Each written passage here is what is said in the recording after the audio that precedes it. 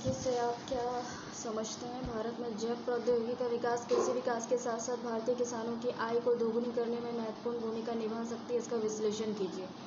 तो जैव प्रौद्योगिकी जीव विज्ञान की एक शाखा है जिसमें उत्पाद एवं प्रौद्योगिकी के निर्माण हेतु जैविक प्रक्रिया और जीवों और प्रणालियों का उपयोग किया जाता है। संयुक्त राष्ट्र के अनुसार कोई भी तकनीक अनुप्रयोगों जिसमें जैविक प्रणालियों और जीवित जीवों या व्युत्पन्न पदार्थों का उपयोग किया जाता है, विशिष्ट कार्य के लिए उत्पादों को बनाने और संशोधित करने के लिए किया जाता है, उसको जैव प्रौद्योगिकी कहते हैं। जैव प्रौद्योगिकी का उद्देश्य जो होता है वो मानव जीवन की गुणवत्ता में सुधार लाना, सामाजिक आर्थिक विकास हेतु नई तकनीक का उपयोग करना, अवसंरचना निर्माण के लिए जैव प्रौद्योगिकी पर शोध करना, जैव प्रौद्योगिकी को मानव व्यवहार में लाना और जैव फसल संवर्धन के लिए विशेष कार्यक्रम बनाना एवं उनका निष्पादन करना, ये सब जैव प्रौद्योगिकी के उद्देश्य हैं। जैव प्रौद्योगिकी के क्षेत्र के अंतर्गत जो आते हैं क्या है? जैव प्रौद्योगिकी के प्रकार कौन कौन से हैं? जैसे कि बैंगनी नैतिकता, स्वर्ण जैव प्रौद्योगिकी, सूचना भंडारण, नीली जैव प्रौद्योगिकी, समुद्री जीव, भूरी जैव प्रौद्योगिकी, पर्यावरण संरक्षण, हरित जैव प्रौद्योगिकी, पौधे और वनस्पति में, लाल जैव प्रौद्योगिकी, चिकित्सा में, सफ़ेद जैव प्रौद्योगिकी, औद्योगिक उत्पाद में, काली जैव प्रौद्योगिकी, जैविक हथियार में, पीली जैव प्रौद्योगिकी, कीटों के नियंत्रण में। जैव प्रौद्योगिकी का अनुप्रयोग आज विभिन्न क्षेत्रों में जैसे चिकित्सकीय जांच, पर्यावरण, ऊर्जा प्रबंधन, पशु प्रजनन, कृषि, खाद्य तकनीक सुधार में, कृषि फसल सुधार में, स्वास्थ्य सुविधा के लिए दवाएं, डीएनए तकनीक इत्यादि में किया जाता है। कृषि में जैव प्रौद्योगिकी का अनुप्रयोग कृषि क्षेत्र में खाद्य उत्पादन में वृद्धि हेतु किया जाता है, जिससे आनुवांशिक रूप से रूपांतरित जेनेटिकली मॉडिफाइड पौधे का उपयोग किया जा रहा है। इसके लिए जैविक कृषि को बढ़ावा दिया जा रहा है। ऐसा खाद्य उत्पादन में सुधार हेतु रसायन आधारित कृषि तथा जैविक कृषि का प्रयोग किया जाता है, जिसमें जैव प्रौद्योगिकी तकनीक का प्रयोग किया जाता है। जैव प्रौद्योगिकी का प्रयोग कर आज टमाटर, बैंगन, जीएम धान, golden rice, BT cotton, BT सरसों जैसे कृषि उत्पाद उपजाए जा रहे हैं, जिससे किसानों की आय दोगुनी हो सकती है। किसानों की आय दोगुना करने में जैव प्रौद्योगिकी के उपयोग से उत्पादित फसलें लंबे समय तक ठीक रहती हैं। इसमें सड़ने की समस्या कम रहती है, जिस कारण किसान इन फसलों को लंबे समय तक स्टोर कर मुनाफा कमा सकता है। जेनेटिकली तकनीक का प्रयोग कर किसान अधिक उत्पाद करते हैं, जिससे उसकी आय बढ़ती है। जेनेटिकली मॉडिफाइड तकनीक का उपयोग कर किसान अधिक उत्पादन करते हैं, जिससे उसकी आय में बढ़ोतरी होती है। जेनेटिकली मॉडिफाइड तकनीक से उत्पाद प्रौद्योगिकी जैसे सूखा रोधी पौधे, वर्षा रोधी पौधे, ठंडा रोधी पौधे का उपयोग किया जा सकता है, जिससे उस स्थान पर जहां कुछ फसलों के उत्पादन के अनुकूल वातावरण नहीं होता वहां उपजाया जा सकता है, जिससे किसानों को लाभ होता है तथा वह अपनी उपज बढ़ा सकता है। जैव प्रौद्योगिकी फसलों कीटों के हमले के प्रति प्रतिरोधी बनाती है, जिससे फसलों का नुकसान नहीं होता है। कृषि उत्पादन में वृद्धि होती है तथा किसानों को लाभ पहुंचता है। पशु उत्पाद में वृद्धि के लिए पशुओं की नस्लों में सुधार किया जा रहा है, जिसमें किसान की आय बढ़ी है। जैव प्रौद्योगिकी से उत्पादित फसलें लंबे समय तक सुरक्षित रहती है, इसलिए हम इन फसलों को राष्ट्रीय और अंतर्राष्ट्रीय बाजारों तक पहुंचाकर लाभ अर्जित कर सकते हैं। अंतर्राष्ट्रीय बाजारों में कृषि उत्पाद की पहुंच से प्रधानमंत्री का लोकल को ग्लोबल बनाने का सपना साकार हो सकेगा तथा किसी की आमदनी बढ़ेगी। अतः इस प्रकार स्पष्ट है कि जैव प्रौद्योगिकी फसल उत्पादन में वृद्धि, उत्पादकता की गुणवत्ता में सुधार तथा किसानों की आय को दोगुना करने में महत्वपूर्ण भूमिका निभा सकती है। इसके द्वारा हम 2022 तक किसानों की आय को दोगुना करने के लक्ष्य को भी प्राप्त कर सकेंगे, जिससे किसानों की आर्थिक तथा सामाजिक स्थिति बेहतर हो सकेगी। ग्लोबल वार्मिंग और उसका प्रभाव क्या है? तो पृथ्वी पर ग्लोबल वार्मिंग का कारण मानव और उसकी गतिविधियां हैं। वस्तुतः जो कि गैसों के वायुमंडलीय घनत्व में वृद्धि से पृथ्वी के औसतन तापमान में वृद्धि एवं उसके कारण होने वाले मौसम परिवर्तन, बाढ़, सूखा, चक्रवात, जलवायु परिवर्तन आदि की स्थिति को यह प्रभाव होना ग्लोबल वार्मिंग कहलाता है। ग्रीन हाउस गैस जैसे कि golden CFC green house gas जैसे कि कार्बन है, क्लोरोफ्लोरोकार्बन है, CFC, HFC हाइड्रोफ्लोरोकार्बन है, नाइट्रस ऑक्साइड है, N2O CH2 है एवं जल वाष्प से मिलकर बनी हुई है। इसका मुख्य कार्य सूर्य प्रकाश से आने वाली किरणों को ऊष्मा को अवशोषित कर पृथ्वी के तापमान को बढ़ाना है। सर्वप्रथम 1824 में जोसेफ फोरियर ने पता लगाया था कि पृथ्वी पर वायुमंडल नहीं होता है, ये बेहद ठंडी होती। सर्वप्रथम 1824 में जोसेफ फोरियर ने यह पता लगाया था कि पृथ्वी पर वायुमंडल नहीं होता तो ये बेहद ठंडी होती। ग्रीन हाउस प्रभाव से उसे ऊष्मा मिल सकती है, परंतु औद्योगिकरण के इस दौर ने प्राकृतिक संतुलन को असंतुलित कर दिया है। वर्तमान समय में ये पृथ्वी पर विश्व की सबसे बड़ी समस्या है। ग्रीन हाउस गैस वेवलेंथ पृथ्वी सूक्ष्म तरंगे तापमान इंक्रीज करती है, ग्लोबल वार्मिंग और जलवायु परिवर्तन होता है। UNIPCC के आकलन के अनुसार वर्ष 2030 के पृथ्वी के औसतन तापमान में 2 डिग्री वृद्धि की संभावना है। वैज्ञानिक के अनुसार इस गैस का उत्सर्जन यदि बंद नहीं हुआ तो 21वीं शताब्दी में पृथ्वी का तापमान 3 डिग्री से 3.5 डिग्री तक गर्म हो सकता है। इसमें दुनिया के बड़े बड़े हिस्सों में बिछी बर्फ की चादर पिघल जाएगी और दुनिया के कई बड़े हिस्से जलमग्न हो जाएंगे और भारी तबाही आ सकती है। ग्लोबल वार्मिंग का कारण क्या है? तो ग्लोबल वार्मिंग का कारण है कि बढ़ती जनसंख्या, वाहन और भवन निर्माण और ऊर्जा, अक्षय ऊर्जा का प्रयोग, शहरीकरण, औद्योगिकरण, निर्माणीकरण, मानव अपशिष्ट, जीवाश्म ईंधन का प्रयोग, ऊर्जा अक्षय उपकरणों का प्रयोग, जीवाश्म ईंधन का बड़े पैमाने पर उपयोग, कोयला, पेट्रोलियम आदि, कल कारखाने से निकलने वाले गैस, धुएं आदि, मृत पौधे, मृत जानवर का अपघटन, मानव क्रियाकलाप, बढ़ती जनसंख्या, शहरीकरण, औद्योगिकरण, तापीय ऊर्जा संयंत्र, परंपरागत तकनीक का प्रयोग, CH2 का उत्सर्जन, गोबर तथा बायोगैस से ग्लोबल वार्मिंग का मानव जीवन पर प्रभाव क्या पड़ सकता है? तो जलवायु परिवर्तन होगा, बाढ़ आ सकती है, सूखा आ सकता है, ग्लेशियर पिघल सकते हैं, जैव विविधता का ह्रास हो सकता है, प्राकृतिक आपदा बढ़ सकती है, अग्नेय परत का क्षरण हो सकता है, मरुस्थलीकरण हो सकता है, महासागरों का स्तर बढ़ जाएगा, मनुष्य की उत्पादकता का ह्रास हो जाएगा, स्वास्थ्य संबंधी समस्या पैदा होगी और तटीय क्षेत्रों में असंतुलन पैदा हो जाएगा।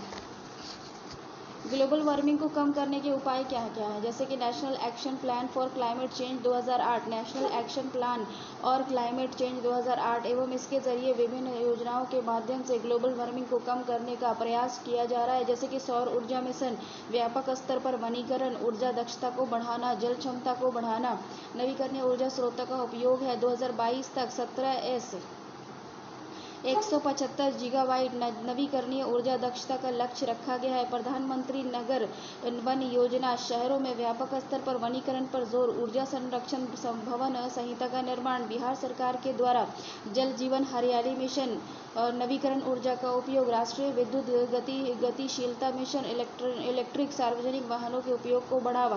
वैश्विक स्तर पर इसके लिए क्या प्रयास किए जा रहे हैं? जैसे कि international solar alliance, United Nation convention for climate combat desertification 2030 तक 26 मिलियन हेक्टेयर भूमि का पुनः वनीकरण और पेरिस समझौते के द्वारा पृथ्वी के औसतन तापमान को पूर्व के औद्योगिक स्तर से 2 डिग्री सेंटीग्रेड तक कम करना है।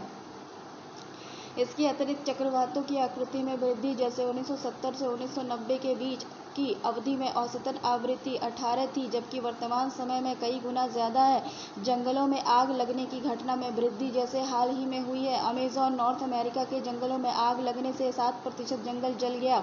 ऑस्ट्रेलिया में 8 से 10 माह में आग लगा हुआ है तथा हजारों किलोमीटर क्षेत्र के वनों का नुकसान हुआ है। समुद्र जल की वृद्धि में के कारण कई तटीय क्षेत्रों के अस्तित्व पर खतरा मंडरा रहा है। कैपिटल ऑफ इंडोनेशिया जो धीरे धीरे डूब रहा है। वर्षों पहले मालदीव ने अपने सांसद की बैठक समुद्र के नीचे बुलाकर इस खतरे को वैश्विक संदेश दिया था। इस प्रकार ये हम कह सकते हैं कि ग्लोबल वार्मिंग का सामाजिक, सांस्कृतिक और राजनीतिक दुष्प्रभाव है और ये एक वैश्विक समस्या है। राष्ट्रीय, अंतर्राष्ट्रीय और राज्य स्तर पर विभिन्न प्रकार के कार्यक्रम योजनाओं जैसे वृक्षारोपण कार्यक्रम, BS4 वाहन का प्रयोग, कार्बन टैक्स, स्वच्छ भारत मिशन, प्राकृतिक संसाधन का समुचित दोहन, नवीकरणीय ऊर्जा को बढ़ावा, जलवायु परिवर्तन पर राष्ट्रीय कार्य योजना तैयार करना को मंजूरी, क्योटो प्रोटोकॉल, पेरिस जलवायु समझौता, सतत विकास लक्ष्य 17, COP25 आदि पूरा ग्लोबल वार्मिंग कम करने का प्रयास किया जा रहा है। कोविड-19 की तरह ग्लोबल वार्मिंग भी एक वैश्विक खतरा है। अगर समय रहते इस खतरे से नहीं निपटा गया तो भविष्य में ये एक बड़े संकट को जन्म दे सकता है, जिससे विश्व का कोई भी भाग अछूता नहीं रहेगा। अतः राष्ट्रीय और अंतर्राष्ट्रीय प्रयासों के साथ साथ आम जन की भागीदारी भी महत्वपूर्ण भूमिका निभा सकती है, जिससे वैश्विक तापमान कम करके न केवल पर्यावरण को सुरक्षित किया जा सकता है बल्कि बेहतर भविष्य और आने वाली पीढ़ियों को भी सुरक्षित किया जा सकता है। जैव प्रौद्योगिकी व कृषि। जैव प्रौद्योगिकी विज्ञान की एक बहुआयामी शाखा है जिसका विकास विभिन्न विज्ञान विषयों के समन्वित उपयोग से हुआ है। इसके अंतर्गत सूक्ष्मजीवी, पादप कोशिकीय, स्टेम सेल इत्यादि अवयवों और वैज्ञानिक तरीके से उपयोग कर मानव कल्याण हेतु उपयोगी वस्तु सेवाओं का निर्माण किया जा सकता है। जीव विज्ञान प्लस विज्ञान तकनीक इज इक्वल टू जैव प्रौद्योगिकी। भारत में 1980 के दशक में ही जैव प्रौद्योगिकी की शुरुआत हो गई थी। जैव प्रौद्योगिकी विभाग की स्थापना इस दिशा में एक महत्वपूर्ण कदम था। 1960 के दशक में अपनाई गई हरित क्रांति में उच्च उत्पादकता वाले बीजों का प्रयोग जैव प्रौद्योगिकी पर आधारित था, जिसके प्रयोग से भारत खाद्य उत्पादन में आत्मनिर्भर बनने में सफल हुआ और निर्यातक भी बना। जैव प्रौद्योगिकी का उपयोग हम कहाँ कहाँ कर सकते हैं? तो मानव स्वास्थ्य के लिए कर सकते हैं, आनुवांशिक पौधे के लिए कर सकते हैं, प्रिडिक्टिव दवा बनाने में कर सकते हैं, कृषि क्षेत्र में किया जा सकता है, पशुपालन और जलीय जटिल बीमारियों के निदान के लिए भी किया जा सकता है। भारत में कृषि अभी भी परंपरागत और निम्न स्तर की बनी हुई है, जिसका परिणाम कृषि फसलों की निम्न उत्पादकता, कम पोषकता, कृषक संकट के रूप में दिखाई देता है। वर्तमान में बढ़ती खाद्य उत्पादों की मांग, कुपोषण, घटती उत्पादकता तथा वैश्विक स्तर पर प्रतिस्पर्धा इत्यादि समस्याओं के समाधान के साथ साथ कृषकों की आय दोगुनी करने में जैव प्रौद्योगिकी महत्वपूर्ण भूमिका निभा सकती है।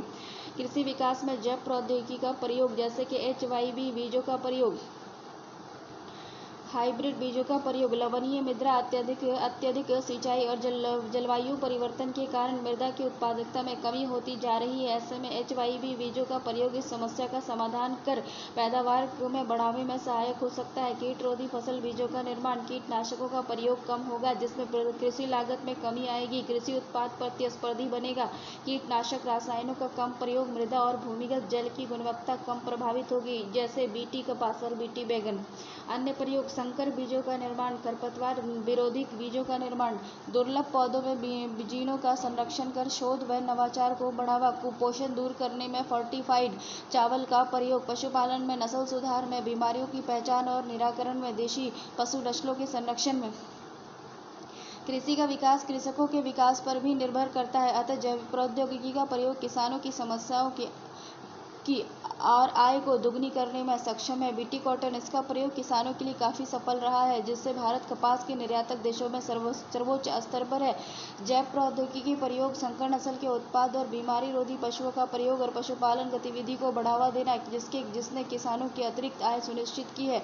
जेनेटिक इंजीनियरिंग के प्रयोग से सूखा रोधी बीजों का निर्माण होगा। सूखा बीज से किसान हेतु बेहतर कृषि की संभावना उत्पन्न होगी। हालांकि भारत में जैव प्रौद्योगिकी भी अन्य विकसित देशों की अपेक्षा शैशवावस्था में है, जिसका लाभ कुछ वर्गों तक सीमित है। वैज्ञानिक बड़े किसान, जैसे कि वैज्ञानिक बड़े किसान, शोधशास्त्री तक ही सीमित है, जिसके कारण निम्नलिखित है। शोध व नवाचार की कमी, वित्त की अनुपलब्धता, ज्यादातर शोध हेतु अन्य देशों पर निर्भरता, प्रौद्योगिकी की लागत ज़्यादा होता है, ज़्यादातर बड़े किसान ही इसका लाभ उठाने में सक्षम है। आगे की राहें क्या है? जैव प्रौद्योगिकी का लाभ प्रयोगशाला से खेतों तक पहुंचाने हेतु इस क्षेत्र में व्यापक निवेश, शोध और नवाचार को बढ़ावा और इस विषय के बारे में जागरूकता बढ़ाने की आवश्यकता है, ताकि इससे लाभ को किसान और खेतों तक पहुंचाकर आर्थिक विकास सुनिश्चित किया जा सके। तीसरा क्वेश्चन है, नवीकरणीय ऊर्जा भारत और बिहार। ऐसी ऊर्जा जिसका उपयोग लंबे समय से नहीं किया जा रहा हो तथा निम्न स्रोत भंडार उपयोग असीमित हो, नवीकरणीय ऊर्जा कहलाती है। यह ऐसी ऊर्जा है जो प्राकृतिक स्रोतों पर निर्भर करती है, जैसे कि सौर ऊर्जा, भूतापीय ऊर्जा, पवन ऊर्जा, जलीय ऊर्जा, ज्वार ऊर्जा, बायोमास ऊर्जा। ये स्रोत पृथ्वी पर असीमित मात्रा में उपलब्ध हैं और प्रदूषण रहित हैं। प्रकृति में पुनर्चक्रण के कारण ही ये नवीकरण ऊर्जा स्रोत कहलाता है। किसी भी देश की अर्थव्यवस्था की रफ्तार हेतु ऊर्जा सुरक्षा बेहद आवश्यक है। भारत एक विशाल जनसंख्या वाला देश है तथा इसका क्षेत्रफल भी बड़ा है, किंतु ऊर्जा की आवश्यकताओं की पूर्ति हेतु भारत में खनिज और संसाधन की कमी है। ऐसे में बढ़ती हुई जनसंख्या और अर्थव्यवस्था को गति देने हेतु परंपरागत ऊर्जा स्रोत के अतिरिक्त ऊर्जा के वैकल्पिक साधन व नवीकरणीय ऊर्जा स्रोत सुरक्षा हेतु एक महत्वपूर्ण स्रोत हो सकता है। नवीकरणीय ऊर्जा की आवश्यकता, परंपरागत ऊर्जा स्रोत का सीमित भंडार, विशाल जनसंख्या की ऊर्जा आवश्यकता की पूर्ति, वैश्विक आर्थिक शक्ति बनने तथा अर्थव्यवस्था को गति देने के लिए आधारभूत संरचना का विकास, विशाल जनसंख्या को रोजगार देने हेतु औद्योगिकरण, शहरीकरण, विनिर्माण हेतु, ग्लोबल वार्मिंग को कम करने, पर्यावरण संरक्षण एवं प्रदूषण नियंत्रण अत्यधिक कार्बन उत्सर्जन को रोकने, सस्ते और टिकाऊ ऊर्जा सुरक्षा मुहैया कराने, परंपरागत ऊर्जा पर निर्भरता को कम करने, अंतर्राष्ट्रीय तेल और बाजार को अतिरिक्त तेल बाजार का एकाधिकार, ट्रेड वार, करेंसी वार आदि समस्या के समाधान हेतु नवीकरणीय ऊर्जा क्षमता को 17,500 गीगावाट प्राप्त करना। भारत में नवीकरणीय ऊर्जा मंत्रालय के तहत ट्रेडा तथा इसको राज्य सहयोगी संस्था जैसे बिहार की ब्रीडा विकास BREADA विकास एवं विपणन कार्य किया जा रहा है। भारत में 8 लाख मेगावाट से अधिक नवीकरणीय ऊर्जा क्षमता अनुमानित है। सरकार के द्वारा 2022 तक 1,75,000 मेगावाट, वर्ष 2030 तक 40% नवीकरणीय ऊर्जा क्षमता प्राप्त करने का लक्ष्य रखा गया है, जबकि बिहार सरकार के द्वारा 2017 से 22 तक 3400 मेगावाट का नवीकरणीय ऊर्जा के उत्पादन का लक्ष्य रखा गया है। नवीकरणीय ऊर्जा के स्रोत कौन कौन से हैं, जैसे कि सौर ऊर्जा, बायोगैस ऊर्जा, शैल ऊर्जा, हरित ईंधन स्रोत ऊर्जा, बायोगैस, भूतापीय ऊर्जा, पवन ऊर्जा और लघु विद्युत जल विद्युत परियोजना। सौर ऊर्जा नवीकरणीय ऊर्जा विकास में यह सर्वाधिक महत्वपूर्ण स्रोत है, इसलिए इसके विकास हेतु राष्ट्रीय सौर मिशन की शुरुआत की गई है। इस मिशन का लक्ष्य 1 लाख मेगावाट ऑन ग्रिड क्षमता का विकास वर्ष 2022 तक करने का लक्ष्य रखा गया है। इसके तहत सौर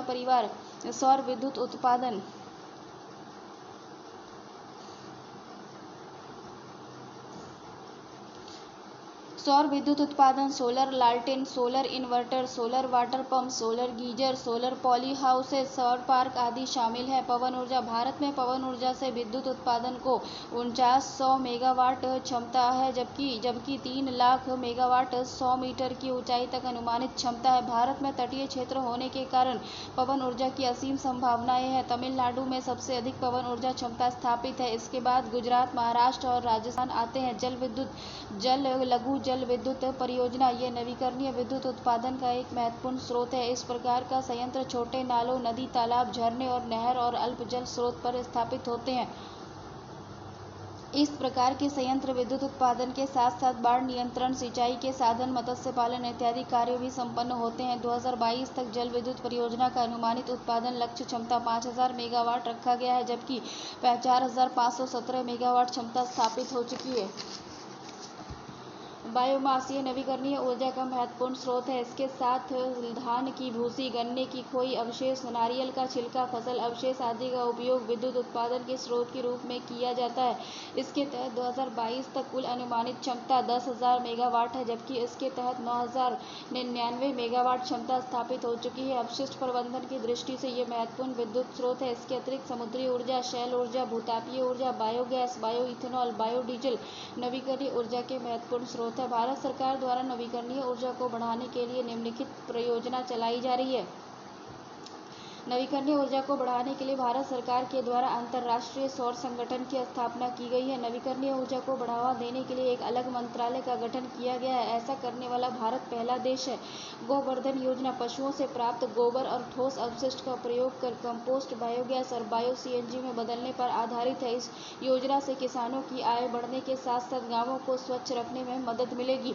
नवीकरणीय ऊर्जा मंत्रालय बायोमास से बिजली उत्पादन करने के लिए कार्यक्रम चला रहा है। मिथेनॉल को बढ़ावा आदि राष्ट्रीय पवन और हाइब्रिड नीति की शुरुआत है। दुनिया का सबसे बड़ा सोलर पार्क शक्ति स्थान कर्नाटका में स्थापित है। अगले 5 वर्षों में 5000 संयंत्र स्थापित कर कृषि अपशिष्ट से जैव CNG उत्पादन का सरकार की योजना। सोलर लालटेन, solar street light, solar home light, solar pump योजना। इस प्रकार नवीकरणीय ऊर्जा को बढ़ावा देकर ऊर्जा जरूरतों की पूर्ति करते हुए सुरक्षा की लक्ष्य को प्राप्ति में नवीकरणीय अक्षों और महत्वपूर्ण संचयन को हो सकता है। अवेलेबिलिटी, एसेसिबिलिटी एंड अफोर्डेबिलिटी, उपलब्धता, पहुंच और वहनीयता। सस्ता हो, सुलभ हो और सभी वर्गों तक ऊर्जा की पहुंच को सुनिश्चित करता हो। इम्पॉर्टेंट है ये। कोई भी राष्ट्र गुणात्मक शक्ति स्रोत के बिना आधुनिक बनने की चाह नहीं रख सकता है। Doctor APJ Abdul Kalam. भारत के पूर्व राष्ट्रपति APJ अब्दुल कलाम का यह कथन किसी राष्ट्र के निर्माण में ऊर्जा के महत्व को रेखांकित करता है। अर्थात ऊर्जा साधन के आधार पर ही किसी राष्ट्र का आर्थिक विकास संभव है। अतः ऊर्जा सुरक्षा का महत्व मजबूत होना अत्यधिक आवश्यक है। सस्ती कीमतों पर ऊर्जा की निर्बाध उपलब्धता ही ऊर्जा सुरक्षा है, यानी सस्ती और वहनीय दर पर बिना किसी रुकावट के सभी तक ऊर्जा की उपलब्धता ऊर्जा सुरक्षा है। रूफटॉप सोलर कार्यक्रम, राष्ट्रीय सौर मिशन, हरित ऊर्जा गलियारा योजना, अंतर्राष्ट्रीय सौर गठबंधन कुछ भारत सरकार द्वारा चलाया जाने वाला कार्यक्रम भी है, जैसे कुसुम योजना है, स्मार्ट सिटी है, सोलर बॉन्ड योजना है, ग्रीन एनर्जी को बढ़ावा है, लघु पवन ऊर्जा कार्यक्रम है। ऊर्जा के स्रोत क्या है? निकट भविष्य में समाप्त होने की संभावना है, पर्यावरण को क्षति है, पेट्रोलियम कोयला एहतियाती है, नवीकरणीय स्रोत खत्म होने वाली की संभावना शून्य है, पर्यावरण हितैषी है, पवन ऊर्जा, बायोगैस, समुद्री तरंग ऊर्जा, गुजरात, केरला, तमिलनाडु, जियोथर्मल एनर्जी, शैवाल आधारित ऊर्जा, पवन ऊर्जा, सौर ऊर्जा, ज्वारीय ऊर्जा और फोटोवोल्टिक सेल्स। देखो, जेनेटिकली मॉडिफाइड क्रॉप्स फसलें, जैव प्रौद्योगिकी के द्वारा जब किसी फसल में ऐसे बाहरी जीन को प्रविष्ट किया जाता है जो कि उस फसल विशेष में पहले से विद्यमान नहीं हो, तो इस तरह की फसल को हम लोग आनुवांशिक रूप से जेनेटिकली मॉडिफाइड फसल कहते हैं। ऐसी फसल में बाहरी जीन को प्रविष्ट कराकर नए विशिष्ट गुणों का विकास किया जाता है, जैसे कि बीमारी और कीटों के प्रति प्रतिरोधक क्षमता में वृद्धि करना, फसलों की गुणवत्ता एवं उत्पादकता में वृद्धि करना, जल की आवश्यकता को कम करना तथा प्रोटीन और खनिज की मात्रा बढ़ाकर अधिक पौष्टिक बनाना। जेनेटिकली मॉडिफाइड फसलों की मुख्य 3 विशेषताएं हैं: उत्पादकता, सुरक्षा, संरक्षण। जेनेटिकली मॉडिफाइड फसलों के कुछ उदाहरण निम्नलिखित है, जैसे बिट्टी कॉटन, बिट्टी बैगन। बिट्टी कॉटन जो है, बिट्टी कपास, मेक 12, मेक 162, मेक 184। बिट्टी बैगन, इससे बैगन के जीनोम में हासिल बैसिलस थ्यूरिंजियसिस बैक्टीरिया से प्राप्त होने वाले क्राई एसी नामक जीन को प्रविष्ट करने से तैयार होता है। ग्लोबल राइस, सुनहरा चावल को विकसित करने में 3 बाह्य जीन PSY, CRY, LCY है। PSY जो है डैकोडिल नामक पौधे के जीनोम से प्राप्त हुआ था, CRY एक बैक्टीरिया से प्राप्त किया जाता है और LCY अधिकतर धान की किस्मों में स्वतः प्राप्त होता है। गोल्डन राइस बीटी कॉटन पैदा करने में सक्षम होता है। मानव शरीर में विटामिन ए का निर्माण बीटा कैरोटीन के संश्लेषण से ही होता है। भारत की अंतर्राष्ट्रीय सीमा और प्रबंधन और विज्ञान। भारत की अंतर्राष्ट्रीय सीमा, प्रबंधन और विज्ञान। भारत दक्षिण एशिया के लगभग सभी देशों के साथ अपनी सीमाएं साझा करता है। भारत जो है वो दक्षिण एशिया के लगभग सभी देशों के साथ अपनी सीमाएं साझा करता है। इसके अलावा हिंद महासागर से लगी एक लंबी सीमा भी है। भारत की स्थल सीमा लगभग 1500 किलोमीटर लंबी है, जो कि 7 देशों के साथ है: बांग्लादेश, पाकिस्तान, चाइना, नेपाल, बर्मा, भूटान, अफगानिस्तान से साझा करता है। इसके अतिरिक्त तटरेखा 7500 किलोमीटर से भी अधिक है। इतनी ही लंबी भू सीमा का प्रबंधन करना भारत की लिए बहुत समक्ष चुनौती है। साथ ही भारत के कुछ पड़ोसी देशों के साथ उसका सीमा विवाद भी है। यही कारण है कि भारत की सुरक्षा में सीमा तथा अंतर्राष्ट्रीय सीमा प्रबंधन जटिल एवं चुनौतीपूर्ण बना हुआ है। भारत के साथ सीमा साझा करने वाले देश कौन कौन से हैं? तो कंट्री देखें तो बांग्लादेश सबसे ज़्यादा सीमा 4096 किलोमीटर साझा करता है। चाइना जो है वो 3488 किलोमीटर सीमा साझा करता है। पाकिस्तान जो है वो 3323 किलोमीटर सीमा साझा करता है। नेपाल से जो है 1751 किलोमीटर सीमा साझा करता है। म्यांमार से 1643 किलोमीटर, भूटान से 699 किलोमीटर, अफगानिस्तान से 116 किलोमीटर। विभिन्न सीमा के कारण भारत और उनके पड़ोसी देशों के साथ अक्सर विवाद देखे जा सकते हैं। हाल ही में गलवान घाटी विवाद हुआ था, जिसका परिणाम इसके विभिन्न देशों के साथ निम्न प्रकार से देखा जा सकता है: भारत चीन, जम्मू कश्मीर, मक्साई चीन तथा अरुणाचल प्रदेश में छुटपुट आक्रामकता के साथ सीमा विवाद। दोनों देशों की सीमावर्ती व्यापार के लिए केवल 3 निर्देशित क्षेत्रों से, जबकि अन्य स्थानों में इलेक्ट्रॉनिक और अन्य उपभोक्ता वस्तुओं का बड़े पैमाने पर तस्करी होती है। चीन द्वारा अपने और बांध का निर्माण भारतीय क्षेत्र को प्रभावित करता है। भारत और पाकिस्तान सरक्रीक, कश्मीर में सीमा विवाद है। रेड क्लिफ लाइन, नियंत्रण रेखा आदि विवाद है। सिंधु नदी जल बंटवारे का मुद्दा है। भारत को अस्थिर करने के उद्देश्य से घुसपैठ और सीमा पर आतंकवाद की बढ़ोतरी, रेगिस्तान, दलदल, बर्फ से ढके पर्वत और विविधपूर्ण भूक्षेत्र सीमा सुरक्षा को कठिन बनाते हैं। ड्रग्स तस्करी, नकली मुद्रा, हथियार तस्करी, नक्सली, अलगाववादी आदि। भारत नेपाल हाल के दिनों में नेपाल के साथ सीमा विवाद बढ़ा है। नेपाल के साथ 2 स्थानों पर ओपन बॉर्डर है, जिसके कारण पोरस बॉर्डर का खतरा बढ़ जाता है। नेपाल में माओवादियों का भारत के माओवादी विद्रोह के साथ संबंध है। नेपाल सीमा से भारत में आतंकवादी तथा विस्फोटक का प्रवेश कर भारत विरोधी गतिविधि में वृद्धि होती है। भारतीय मुद्रा, हथियार, ड्रग्स तस्करी, मानव तस्करी को बढ़ावा मिलता है। भारत और भूटान संबंध, बोडो, उल्फा आदि विभिन्न समूहों को भूटान में शरण मिलना। बोडो, उल्फा और विभिन्न समूहों को भूटान में शरण मिलना। भूटानी मांग जैसे कि शराब और वन उत्पाद वस्तुओं की तस्करी होना। मुफ्त आवागमन से वेस्ट बंगाल में गोरखालैंड जैसे मुद्दों को बढ़ावा मिलना। भारत और म्यांमार, मुक्त आवागमन व्यवस्था के कारण उग्रवादियों द्वारा म्यांमार का उपयोग हथियार और प्रशिक्षण के रूप में किया जाता है। गोल्डन ट्रायंगल के निकट होने के कारण मादक पदार्थों की तस्करी। भारत और बांग्लादेश, अवैध प्रवासन की समस्या, तीस्ता नदी जल का बंटवारा, बराक नदी पर बांध निर्माण आदि। चावल, नमक, जामदानी, साड़ी के साथ साथ मवेशियों की तस्करी। इसके अतिरिक्त जलीय सीमा क्षेत्र से भी इसी प्रकार की समस्याओं का सामना करना पड़ता है, इसलिए अंतर्राष्ट्रीय सीमा का प्रबंधन अत्यंत आवश्यक है। अंतर्राष्ट्रीय सीमा के प्रबंधन में आधारभूत संरचनाओं का निर्माण, फ्लड लाइटिंग व्यवस्था, सीमा की हदबंदी, सैन्य आधुनिकीकरण, पुलिस, खुफिया एजेंसी आदि की तैनाती तथा विज्ञान और प्रौद्योगिकी की महत्वपूर्ण भूमिका है। सीमा प्रबंधन में विज्ञान एवं प्रौद्योगिकी की भूमिका क्या है? जैसे कि सैटेलाइट के जरिए सीमा पर पहरेदारी करने वाले पड़ोसी देशों के सैनिक की पल पल गतिविधि की जानकारी, सीमा अतिक्रमण की सटीक जानकारी उपलब्ध होना। जैसे हाल ही में गलवान घाटी में चीन द्वारा अतिक्रमण की घटना को सैटेलाइट से ली गई तस्वीर से ही ज्ञात हुआ है। सुदूर क्षेत्रों में केंद्रीय सशक्त पुलिस बलों को तैनात भी उपग्रह के माध्यम से किया जाना संभव हुआ है। Remote sensing satellite, radar satellite आदि से इंटेलिजेंट इनपुट प्राप्त किया जाना। विज्ञान और प्रौद्योगिकी के माध्यम से मौसम आदि का पूर्वानुमान, घुसपैठ की जांच और आकलन और करना संभव। इसके माध्यम से सुरक्षा संबंधी विभिन्न एजेंसियों के बीच सूचनाओं का आदान प्रदान करना संभव होगा, जिससे बॉर्डर गश्ती दल आदि को समय पूर्व अलर्ट करना संभव होगा। विभिन्न प्रकार के सैन्य उपग्रह जैसे GSAT-7, माइक्रोसैट आर, कार्टोसैट 1-2, रिसोसैट 1 और रिसैट 2 आदि।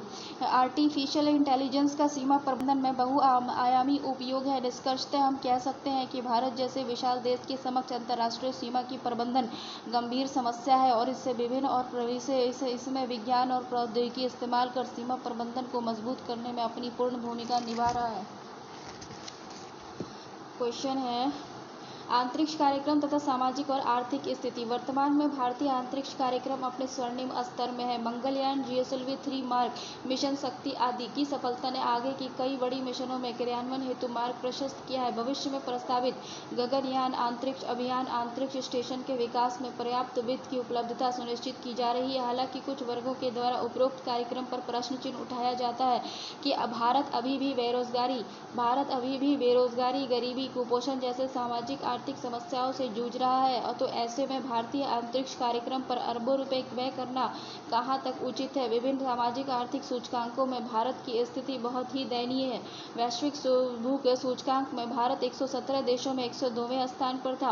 ह्यूमन डेवलपमेंट इंडेक्स में और SDG इंडेक्स में भारत का स्थान उपरोक्त सूचकांकों के आधार पर भारत में मानव विकास सूचकांक की निम्न अवस्था, कुपोषण और महिला असमानता की स्थिति को दर्शाता है। भारतीय अंतरिक्ष कार्यक्रम में मंगलयान, गगनयान, चंद्रयान 1 और 2 आदि पर अरबों रुपए खर्च होते हैं, जबकि शिक्षा और स्वास्थ्य आदि क्षेत्रों में GDP का केवल 1.4% ही खर्च होता है। भारतीय अंतरिक्ष कार्यक्रमों के जरिए भी भारत की अर्थव्यवस्था में प्रत्यक्ष और अप्रत्यक्ष रूप से व्यापक योगदान दिया जाता है। ऐसे में केवल भारतीय अंतरिक्ष कार्यक्रम में धन व्यय कम करके सामाजिक आर्थिक सूचकांकों को बेहतर नहीं बनाया जा सकता है।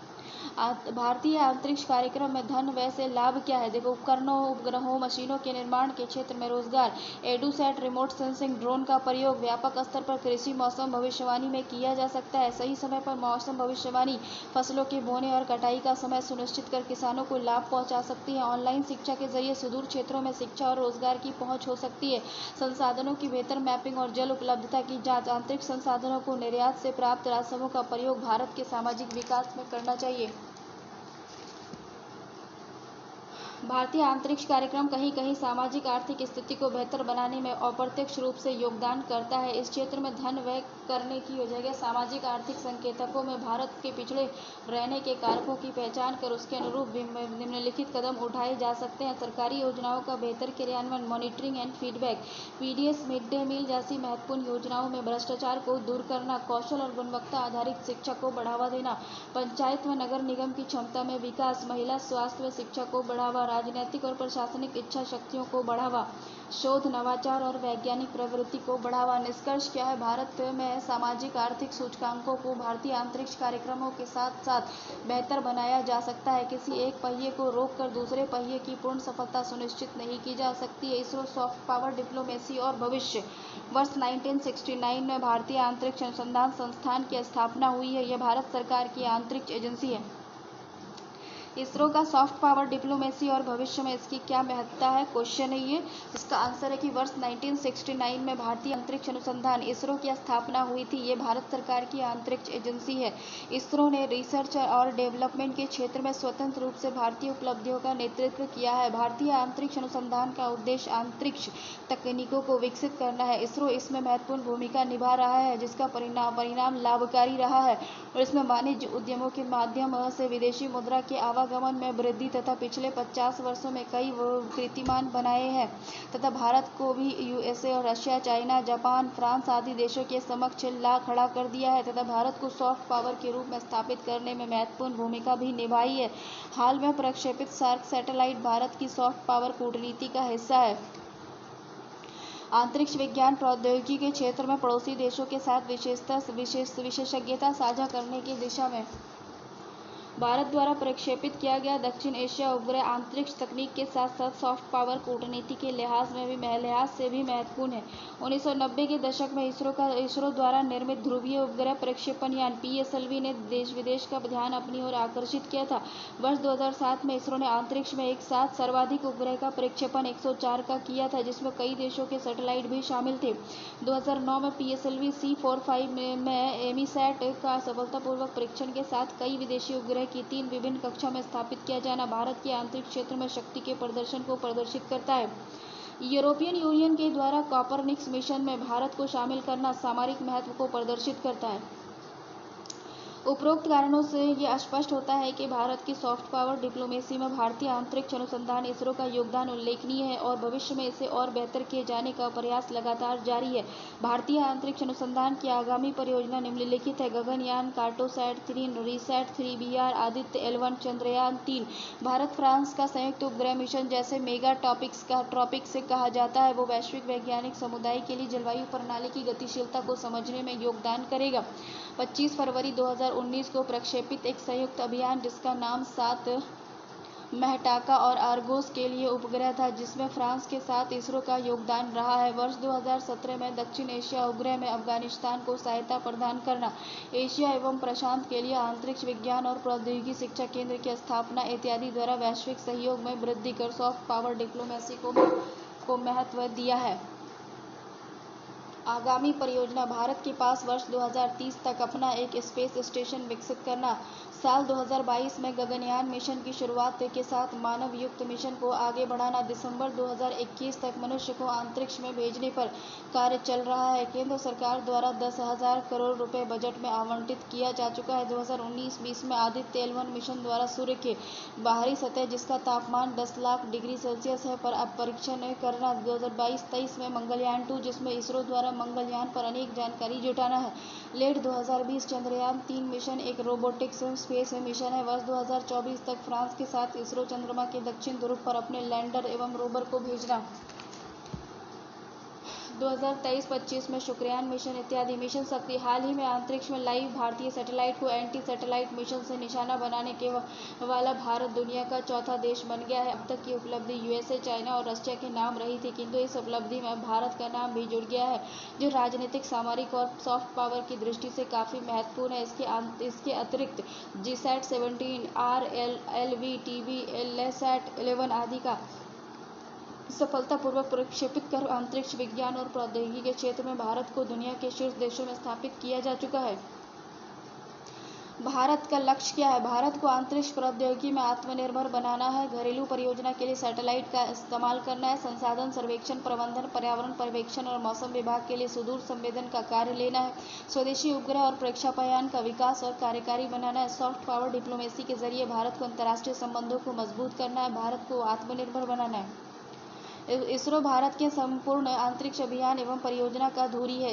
इसरो वह रथ है जिस पर विजयी यात्रा कर भारत संपूर्ण विश्व में भारत ज्ञान का पुंज निर्माण कर सकता है। आगामी समय में इसरो के विजयी कृति पताका संपूर्ण विश्व में लहराएगा। इस प्रकार हम देखते हैं कि वर्तमान समय में इसरो ने जिस तेजी से और सतर्कता के साथ अपनी परियोजनाओं को अंजाम दिया है, इसके साफ जाहिर है कि कुछ ही वर्षों में इसरो अंतरिक्ष प्रौद्योगिकी में शीर्ष स्थान पर रहेगा। शहरी अपशिष्ट प्रबंधन।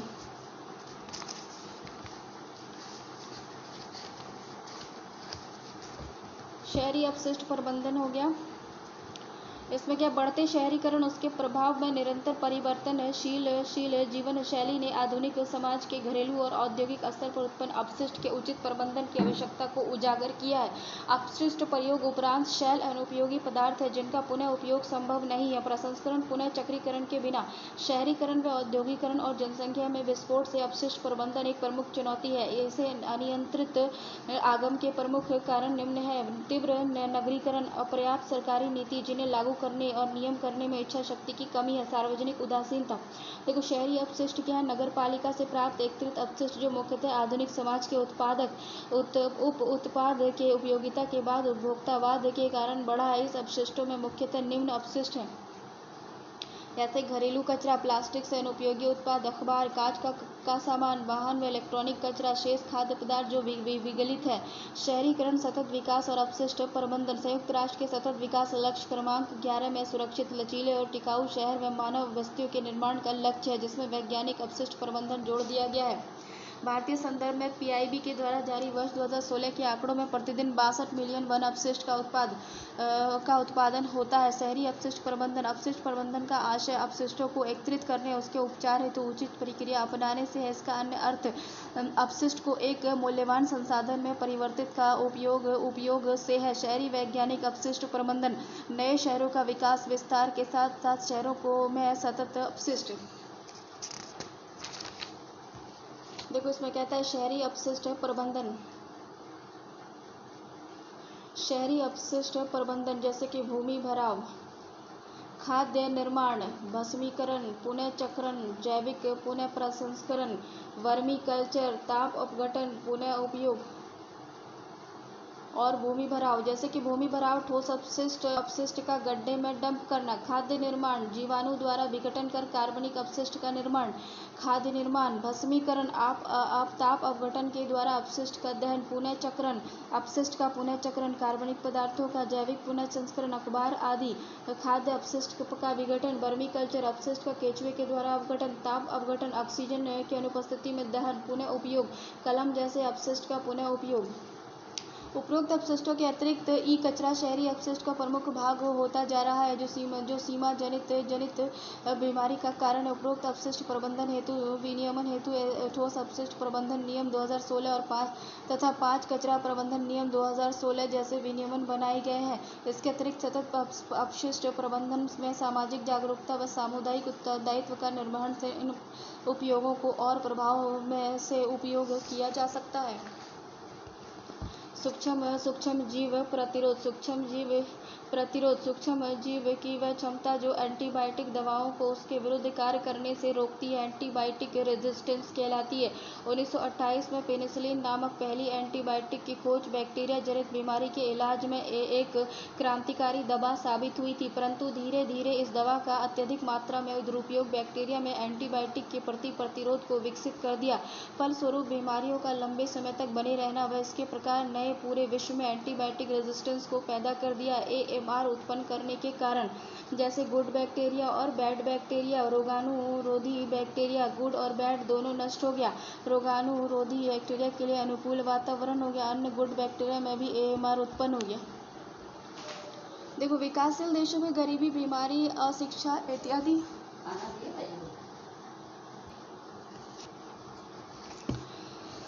विकासशील देशों में गरीबी, बीमारी, अशिक्षा इत्यादि के कारण एंटीबायोटिक दवाओं का उपयोग धीरे धीरे बढ़ता जा रहा है, जिससे एंटीबायोटिक प्रतिरोध धीरे धीरे अन्य देशों तक पहुंच चुका है और वैश्विक संकट का कारण बन गया है। विकासशील देशों में रोगाणुरोधी प्रतिरोध का कारण क्या है? तो दवाओं के प्रति जागरूकता का अभाव है, चिकित्सा सेवा का निम्न स्तर है, दवाओं तक पहुंच का अभाव है, पेयजल स्वच्छता का अभाव है, गरीबी के कारण डॉक्टर तक पहुंच की कमी है। एक वैश्विक संकट के रूप में रोगाणुरोधी प्रतिरोध प्रति वर्ष 7 लाख लोगों की मृत्यु का कारण बनता है, जो 2050 तक 10 मिलियन तक पहुंच जाने की संभावना है। भारत में मलेरिया, कॉलेरा, फूड पॉइजनिंग आदि बीमारी के प्रति धीरे धीरे रोगाणुरोधी प्रतिरोध विकसित होता जा रहा है। साथ ही एमडीआर टीबी भी दोहरी चुनौती प्रस्तुत कर रहा है। जब रोगाणुरोधी प्रतिरोध अन्य सूक्ष्म जीव जैसे फंगस, वायरस, पैरासाइट के प्रति भी विकसित हो जाता है तो इसे एंटी माइक्रोबियल रेजिस्टेंस कहते हैं।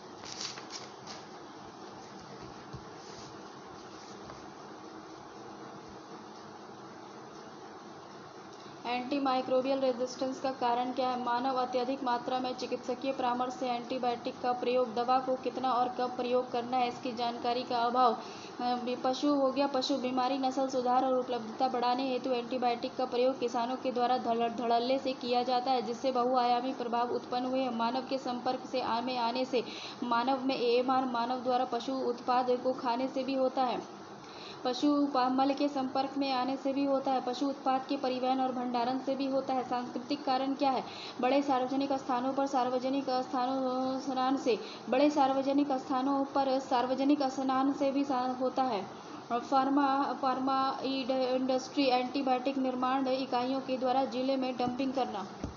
चिकित्सा सेवा प्रभाव इसका क्या? चिकित्सा सेवा पर दबाव और लागत का बढ़ना, लंबे समय तक बीमार रहना। एसडीजी 3 को प्राप्त करने में गुड हेल्थ और वेल बीइंग की जरूरत होती है। चिकित्सा सेवा जटिल होना, एक्स कैंसर, अन्य सर्जरी में एंटीबायोटिक्स का प्रयोग संक्रमण रोकने में होता है। सामान्य बीमारी का इलाज जटिल होना, हैजा, मलेरिया, कॉलेरा। भारत द्वारा उपाय। चेन्नई डिक्लेरेशन 2012 के द्वारा 30 प्रयोगशाला स्थापित किए गए हैं जो एएमआर समस्याओं का समाधान करेंगे। राष्ट्रीय एएमआर रोकथाम नीति 2011 के जरिए अस्पताल में निगरानी, मानव पशुओं में निगरानी। नेशनल एक्शन प्लान और anti microbial resistance action plan 2017 WHO के नियमों के साथ संतुष्ट। एएमआर के क्षेत्र में आर&डी को बढ़ावा देना, एनएपी एएमआर के क्रियान्वयन में निगरानी, मानव और पशु के एंटीबायोटिक उत्तम सीमित करना। आगे की राह, शिक्षा, स्वास्थ्य क्षेत्र और संचार के माध्यम से जागरूकता बढ़ाना, बिना चिकित्सकीय परामर्श के कोई दवा का प्रयोग न करना। स्वास्थ्य क्षेत्र जैसे कि एनजीओ, सरकार, सभी हितधारकों के प्रयास में एएमआर को कम करना। साथ ही वैश्विक स्तर पर सभी का सहयोग और समन्वय अत्यंत आवश्यक है। ऑनलाइन शिक्षा और विज्ञान प्रौद्योगिकी। क्वेश्चन है, ऑनलाइन शिक्षा व विज्ञान प्रौद्योगिकी। जैसे कि कोरोना महामारी के चलते वर्तमान में परंपरागत विद्यालय शिक्षा में बाधा उत्पन्न हुई है, जिससे दूर करने हेतु व्यापक स्तर पर विज्ञान और तकनीक का प्रयोग किया जा रहा है। चूँकि सोशल डिस्टेंसिंग का चलन कोरोना से बचने का एक महत्वपूर्ण उपाय है, ये एक स्कूल के भौतिक रूप से कक्षाएं चलाना संभव नहीं है, तो ज़्यादातर स्कूल ऑनलाइन के जरिए छात्रों तक शिक्षा पहुंच रहे हैं। कोरोना के चलते विद्यालयी शिक्षा में उत्पन्न प्रभाव, परंपरागत क्लासरूम में शिक्षा बाधित हुई है, छात्रों और शिक्षकों के बीच फेस टू फेस संवाद की कमी हुई है, बिजली और इंटरनेट की उपलब्धता का अभाव हुआ है, प्रयोगशाला आधारित शिक्षा व्यवस्था बाधित हुई है, छात्रों में भविष्य की शिक्षा को लेकर आशंका बढ़ गई है, छात्रों में आपसी संवाद की कमी से अन्य व्यक्तिगत विकास प्रक्रिया में बाधा हो गया। अल्पकालिक तौर पर जब तक क्लासरूम आधारित हो